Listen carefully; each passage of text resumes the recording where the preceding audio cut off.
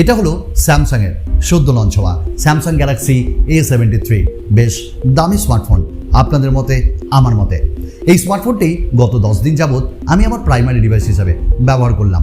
তো মনে হলো এই দামি স্মার্টফোনটি আপনাদের সঙ্গে একটু শেয়ার করি, আমার ভালো লাগা আমার মন্দ লাগা।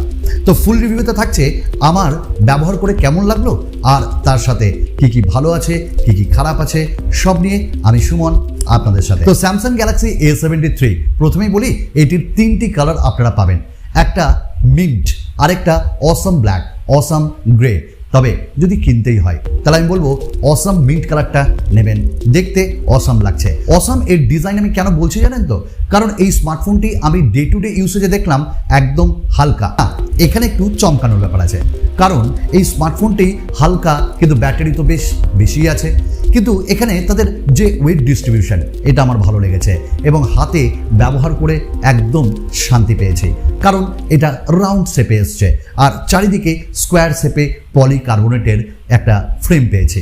আর এই ফ্রেমটির কালার কিন্তু পেছনের কালারের থেকে একটু গ্লসি, কারণ পেছনে আমরা পাচ্ছি ম্যাট ফিনিশ এবং যে এখানটায় ক্যামেরা মডিউল দেওয়া হয়েছে ওটা কিন্তু স্লিক ক্যামেরা হাউসিং, মানে এখানটায় 4টে ক্যামেরা একটু রেজ হয়ে আছে, কোনো স্ক্র্যাচ আসার সম্ভাবনা নেই। স্মার্টফোনটিতে ম্যাট ফিনিশের জন্য খুব তাড়াতাড়ি স্ক্র্যাচেস আসেনি, রিয়েলি বলছি। আমি আজ পর্যন্ত কোনো ব্যাক কেস ইউজ করিনি এবং আমার ডে টু ডে ইউসেজে কোনো স্ক্র্যাচ করেনি ব্যাকে। তো এই দিক থেকে আমার খুব ভালো লেগেছে এবং এটি IP67 সার্টিফাইড। দ্যাট মিনস আপনারা এই স্মার্টফোনটি 1 মিটার পর্যন্ত ফ্রেশ ওয়াটারে 30 মিনিট পর্যন্ত রাখতে পারেন। না রাখবেন না, মানে বৃষ্টির জলে বা আচমকা পড়ে গেল সেখানে কোনো প্রবলেম নেই।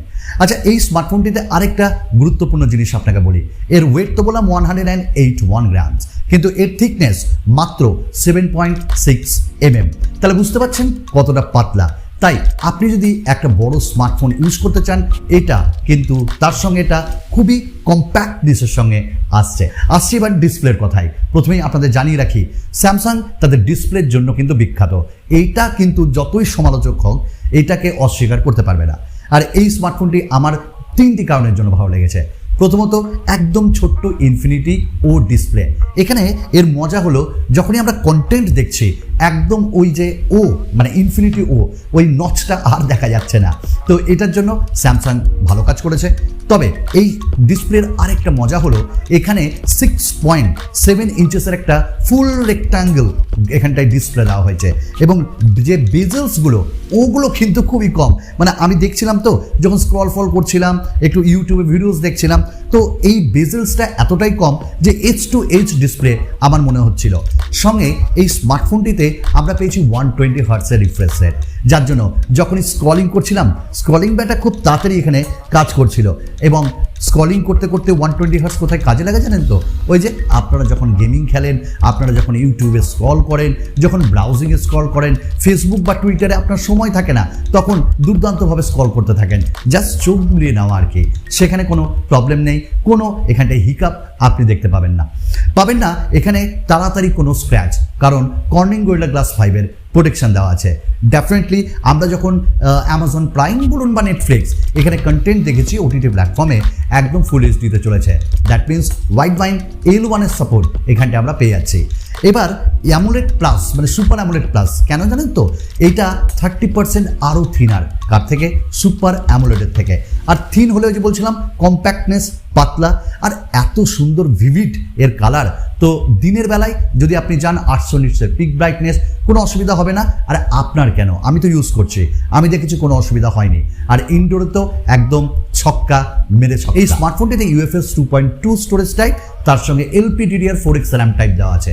এখানে তার মজা হলো স্টোরেজ টাইপটা আমরা যখনই কোনো ডেটাকে আমরা ট্রান্সফার করেছি একটা ফোন থেকে আরেকটা ফোনে তো কোনো প্রবলেম হয়নি। কেন জানেন তো, এই স্টোরেজ স্পিডটা খুব সুন্দর। আর এটা আলাদাভাবে বলার কিছু নেই, কারণ আমরা আজকাল প্রায় সব স্মার্টফোনেই এটা কিন্তু পাই আমরা LPDDR4X RAM টাইপ। কিন্তু এখানটায় হলো অপটিমাইজেশনের খেলা, আর স্যামসাং কতটা সুন্দর অপটিমাইজ করতে জানে এটা নতুন করে বলার কিছু নেই। তো অপটিমাইজেশনের খেলা এখানটায় রয়েছে, তো ভালো লেগেছে। এবং এই স্মার্টফোনটিতে আপনি অ্যাটলিস্ট মাইক্রো SD কার্ডটা ব্যবহার করতে পারবেন, অনেক স্মার্টফোন কিন্তু দেয় না, তো এখানে প্রোভাইড করা হয়েছে। আর এই স্মার্টফোনটির যদি আরেকটা জিনিস বলি সেটা হলো in display fingerprint scanner. So let's check it. তো এই হলো আমাদের ইন ডিসপ্লে ফিঙ্গারপ্রিন্ট স্ক্যানার। একটু প্রেস এবং খুব হালকাভাবে প্রেস করলেই এটা অন হয়ে যাচ্ছে। তো ফাস্ট এবং ফেস আনলক, দেখুন ফেস আনলক এখানে আনলক, আরেকবার দেখি আনলক, আরেকবার দেখি আনলক।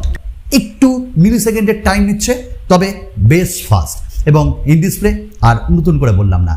তবে এই ইন ডিসপ্লে ফিঙ্গারপ্রিন্ট স্ক্যানারটা কিন্তু আপনি অ্যাপ লকের ক্ষেত্রেও ইউজ করতে পারবেন। দ্যাট মিনস এইটা সিকিওর। স্মার্টফোনটিতে আমরা কোয়ালকম স্ন্যাপড্রাগনের 778G এই পারফরমেন্সের জন্য প্রসেসরটা পাচ্ছি। আপনারা জানেন যে এটি 6nm টেকনোলজির প্রসেসর এবং আমরা যখন ইউজ করেছি একটা হিউজ পরিমাণে আমরা এর মধ্যে পারফরমেন্স পেয়েছি। এবং আমরা জানি, আপনারাও জানেন, 6nm মানে যত ন্যানোমিটার কম তত তার পাওয়ার, যে পাওয়ারফুল একটা পারফরমেন্স সেটা ভালো হবে, এফিসিয়েন্স হবে। তো যার জন্য আমরা ব্যাটারি ব্যাকআপও ভালো পেয়েছি, পারফরমেন্সও ভালো পেয়েছি। এবং এখানে অ্যাড্রিনো 642L এটা আমরা জিপিইউ হিসেবে পেয়েছি। তো পারফরমেন্সে যখন আমরা বিজিএমআই খেলেছি সত্যি বলতে, তখন আমরা ফুল এইচডিতেও খেলেছি এবং খুব সুন্দরভাবে পারফর্ম করেছে। তবে হ্যাঁ, একটা কথা, একটু হিট হচ্ছিল ক্যামেরার চারিদিকে, আর আজকাল তো গরমকাল, তবে হিট হওয়ার পাশাপাশি ঠান্ডাও হচ্ছিল। কেন? কারণ এখানে ভেপার কুলিং চেম্বার দেওয়া হয়েছে স্যামসাংয়ের পক্ষ থেকে, তো তৎক্ষণাৎ ঠান্ডা হচ্ছিল।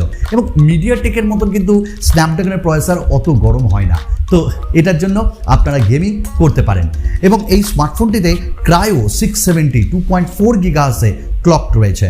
আমরা different kind of apps use করেছি, হেভি অ্যাপস ইউজ করেছি, মাল্টিটাস্কিং করেছি এবং একদিনও আমি এখানে ডিলে দেখতে পাইনি।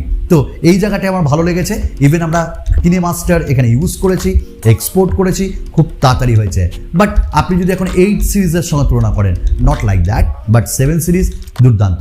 এবং এই স্মার্টফোনটিতে অনেক কটি আমরা 5G ব্যান্ড পাচ্ছি এবং 9টা তো অ্যাটলিস্ট আমরা এখানে পেয়ে যাচ্ছি। তো এখানে ফিউচারিস্টিক। অনেকে আপনার প্রশ্ন করেন যে ক্যারিয়ার অ্যাগ্রিগেশন আছে ভাই 4G+, ডেফিনেটলি ইট হ্যাজ, এখানে রয়েছে। এবং যখন আমরা কল করেছি মানে চারিদিকে কোনো অসুবিধা হয়নি, এয়ারপিস বেশ লাউড এবং একই সাথে যখন কল করছিলাম অন্যজনের কথাও কিন্তু আমরা শুনতে পাচ্ছি। ডুয়াল স্পিকার আছে, ডুয়াল স্পিকার মানে ডলবি সারাউন্ডও তো আছে। তো চলুন একবার চেক করে নিই।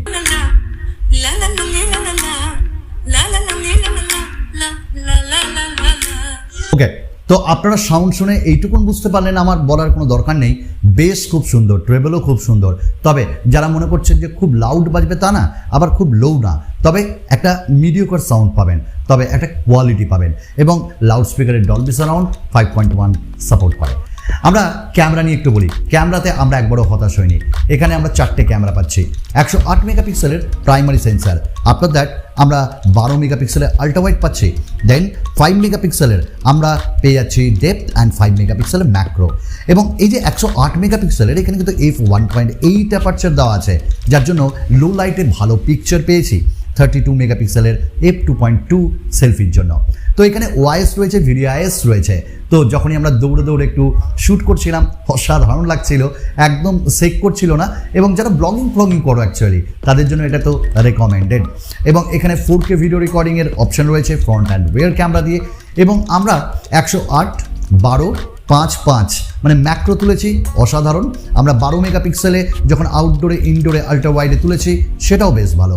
এবং 108 মেগাপিক্সেল তো ডেফিনেটলি ভালো। তবে খারাপ কোথায়, ওই একটু সফট কালার পাবো 12 মেগাপিক্সেলে। আর 5 মেগাপিক্সেল 2 মেগাপিক্সেলের ম্যাক্রো থেকে তো ডেফিনেটলি বেটার। আপনারা ছবি দেখলেন এখানে, তো ছবি নিয়ে কোনো সমস্যা নেই এবং ভিডিও কোয়ালিটিও ভালো। এবং 108-এর সঙ্গে পাল্লা দিয়ে 32 মেগাপিক্সেলের সেলফি ক্যামেরা, ওটাও ভালো কাজ করেছে। ডেফিনেটলি পোর্ট্রেট মোডে তো অবশ্যই ভালো। এবং আরেকটা কথা না বলে থাকতে পারলাম না, এর পোর্ট্রেট মোড অনেকটা ডিএসএলআর লাইক লাগে।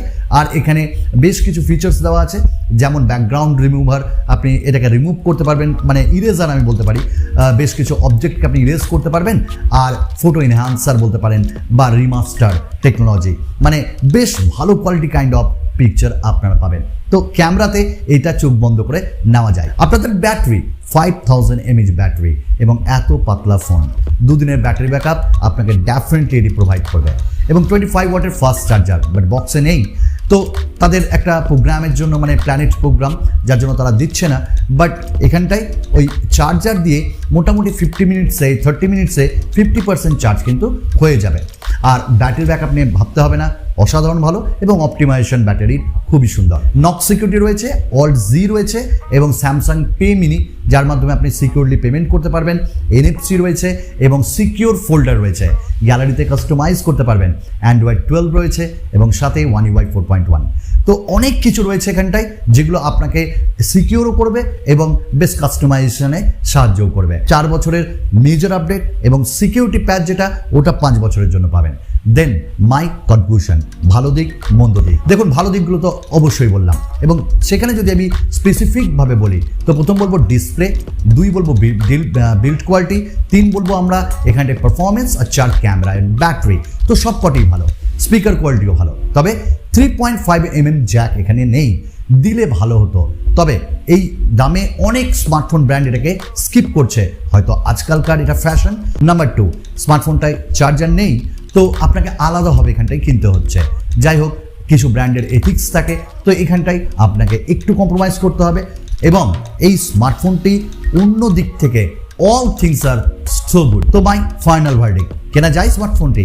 অবভিয়াসলি যারা স্যামসাং ভক্ত, যারা স্যামসাংয়ের ডিসপ্লে পছন্দ করো, একটা good display, good performance, good quality এবং ব্যাটারি ব্যাকআপ ভালো, পারফরমেন্স সব তুখর, ক্যামেরা ভালো, তাদের জন্য বলবো অবভিয়াসলি গো ফর ইট, ভালো স্মার্টফোন। হ্যাঁ, আবার একটা নতুন ভিডিওতে আপনাদের সকলের সঙ্গে দেখা হবে। ধন্যবাদ।